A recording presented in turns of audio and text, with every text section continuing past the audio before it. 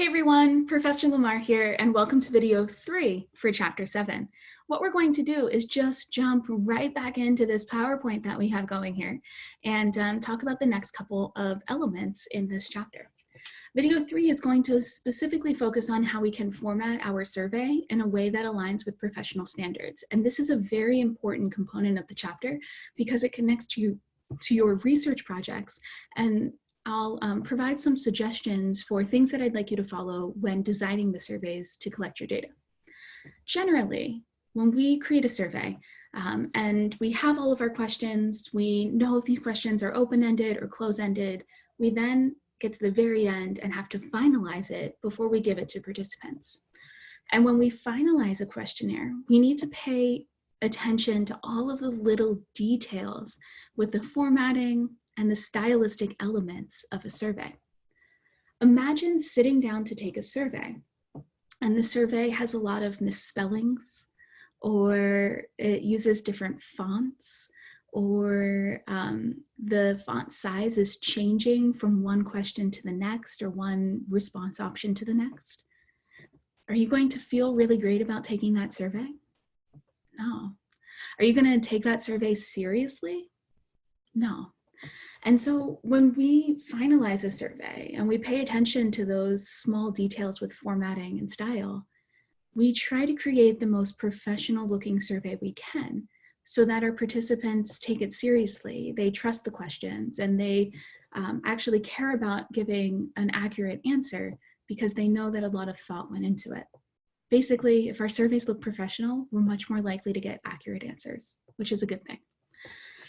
But that does mean that we have to pay attention to a lot of the small details. And one of the challenges in working with a team as you create your surveys is that people might write different survey questions, or they might use different fonts to write their questions. And so when you put all of those things together and you have a question from one team member, a question from another team member, a question from a third team member, if people use different fonts or sizes or templates to format things, it's going to look like there's a different font or a different font size or different colors and shading here. And that's going to make the survey look a little bit disjointed. So it's very important that if you do develop questions kind of across multiple team members, or if you work on the survey at different points in time, everyone stays consistent with the formatting and things like that. Now let's talk about what we should pay attention to for formatting. First, we should make sure that we have a consistent font type. Like if you like Calibri or Times New Roman or Arial, choose one, and that's going to be the font for the whole survey. Now, again, if the font type is switching from one question to the next, the survey is going to look disjointed and unprofessional. So your font type should just be typically one font, stays the same throughout the whole thing. Also, you want the size of the questions and instructions and titles in your survey to also show consistency. It's okay if you make the title of your survey, or maybe the instructions, or even, for instance, if you have a survey with different sections, you could have a heading for each section. And it's okay to make those headings or titles different font sizes than the questions themselves.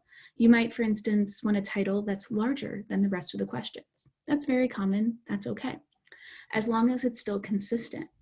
Like if you have a survey and there's 3 sections in it, you want the headings for each section to have the same font size, so that from one heading to the next, you still have consistency in the font type and the font size overall. You also want all of the questions to be formatted with the same font size. Like if you choose Calibri 12-point font, then that should be what you choose for all of the questions overall, unless you have a very strong reason for why you want a question to look different. Next, the color that you choose for the fonts and the shading of the survey should also be consistent as well. For instance, like if you decide to use black text on a white background, that should be really what you keep consistent throughout the whole thing. If maybe you're asking questions and you have them formatted in a table where participants kind of go answer a question in row 1, then they answer a question in row 2, then a question in row 3, and they make their way down the rows of a table, you could alter the shading of each row. Maybe make one row shaded light gray and the next row shaded white, and then light gray and white, so that when participants go from one question to the next, they can keep track of things a little bit easier. It is okay to have variation like that because it still maintains a sense of professionalism and shows that a lot of care went into creating that survey. But what I would recommend not doing is having maybe a font color of like red for one question, and then green for another, and then blue, and then yellow. I wouldn't create too much variation overall. In other words, switching up kind of the shading of things a little bit tends to be okay, as long as there's a reason behind doing it, and you keep the same method for that process. However, don't go too crazy with color, and try to maintain consistency in the survey. Also, I know this kind of goes without saying, but your survey should be free from spelling errors, grammar errors, and things like that. Basically, you want your survey to maintain that sense of professionalism, and so it should be free from all of the errors. All right, now you also want to think about how to order the questions. Typically, you should order the questions by the different constructs or variables that you're measuring. For instance, if you are interested in the relationship between, let's say, social media usage and self-esteem, you probably want all of your questions about social media usage to be together, and then all of your questions about self-esteem to be together.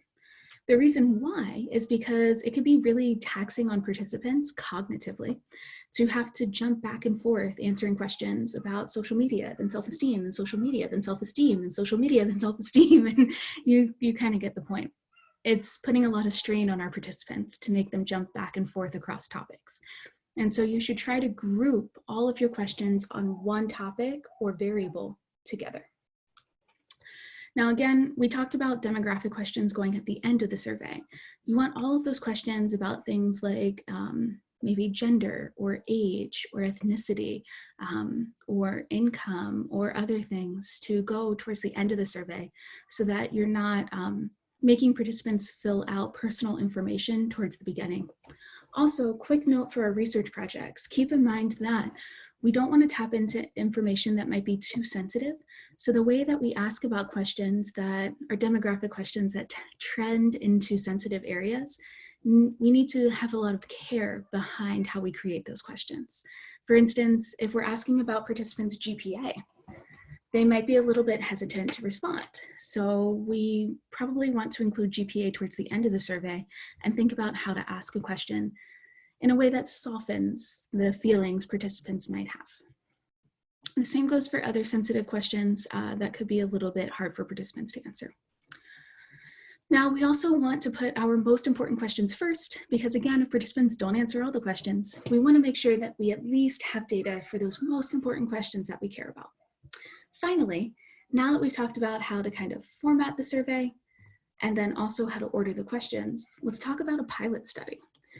If we can, we should always try to pilot our survey first. In other words, we want to take our survey and administer it to a small group of people who's not our real sample. And the reason why we do this is we give our survey to a small group of people so that we actually get feedback from them about how they view the survey. We can have a small group of people take the survey and then let us know if all of the questions make sense. We can make sure that they know how to answer the questions. Maybe a question's confusing and a lot of people say they don't know what it means. That's a good thing for us to know because then we can kind of stop, we can rework that question and make sure that it's good to go for when we actually collect the data. Basically, pilot surveys are a really good tactic, and if we can do them, we always should, so that we have a solid understanding of what our surveys look like and how participants will view these surveys overall. All right, so to kind of wrap things up with this video, this is a good time to start Lab 13, which is included in this module. Lab 13 has two different parts. There's like 2 pages to this worksheet, and page 1 includes a sample survey that's intentionally terrible. I created this survey, I made it bad on purpose. Don't worry, it's terrible. You don't have to feel bad by saying so. Your goal is to highlight, underline, or mark up everything that's wrong with the survey. I will let you know there are dozens of things in it that are terrible, and mistakes. Look for things like spelling, font changes, size changes, shading differences, everything we talked about with formatting. There's mistakes for it somewhere. And so your goal is to find all of those mistakes. Underline, mark, highlight them all. You can either do this by printing out the lab and then marking everything up with paper pencil or actual highlighters, and then take a picture to turn in that submission on Canvas. Or if you have an app that allows you to edit documents, you could also do this virtually and then just upload that document too. That is up to you, but this does bring us to the end of our third video. So we're going to wrap things up here, and I will see you all for video 4. All right.